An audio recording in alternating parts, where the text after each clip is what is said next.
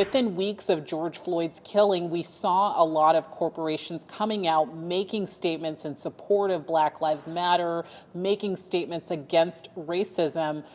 Tell me what was significant about these statements. Well, I think what was significant mostly is the fact that companies realized it was important to get on record that it was important to them, to their employees, to their companies, that they had something to say, and that they felt somehow that the African American community meant something to them, and they wanted to extend their condolences in some kind of way and reach out to the African American community and say, we feel your pain.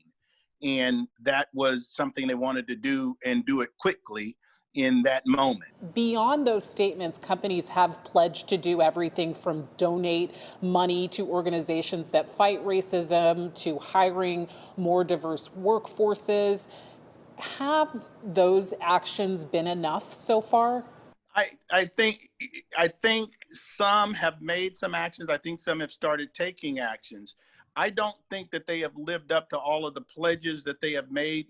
I think many made some pledges in the heat of the moment. It is going to be the sustainability that is going to be the question.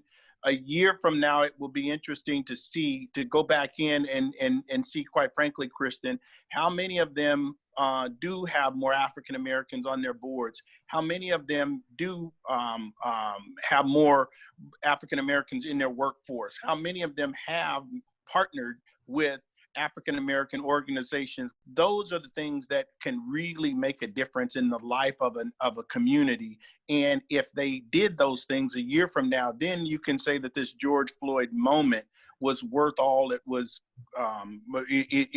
it was cracked up to be. Otherwise, again, it was just empty rhetoric that was espoused at a time when the company needed something to say, and it would have been a real missed opportunity. What are your thoughts on companies that offer financial incentives, bonuses, for example, to managers who are able to bring more diversity to their teams? Is that a way to close this gap?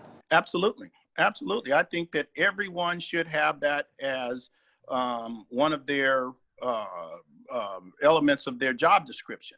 And what do you say to those who say it's controversial to offer incentives to hire more people of color? It's no more controversial than saying you want a top-notch salesperson as opposed to an introverted salesperson. It's no more controversial to hire a person of color than it is to hire a disabled veteran. It's no more controversial than it is to hire get more females into the workforce. What reflects whether they're actually making these institutional changes? I think it's the authenticity. I think, are you going into communities? Are you hiring interns into your internship program? Are you bringing in entry-level people who are going to be on the fast track to work themselves up? Are you bringing in C-suite people who are going to be able to impact that's where policy is made at? Are you putting people on your boards of directors who are going to set the policy for your company at those levels, and how your company is going to operate? For instance, if you're Amazon, are you going to locate a fulfillment center in a African American community that has 18% unemployment, which is extremely high at this point, much higher than in Washington state? So many times people will act like it's like rocket science. Oh my God, how do we do this? How do we do this? It's not rocket science. It's basic community development. It's basic community building. Companies should start from the position that you are not in the right place, regardless of what you've done in the past, regardless of the George Floyd moment, regardless of all of that other stuff. You are not in the right place. Just acknowledge and believe right now that you're not in the right place, that you have some work to do, especially in that community, because of all of the stuff that has taken place in the past. You have some work to do.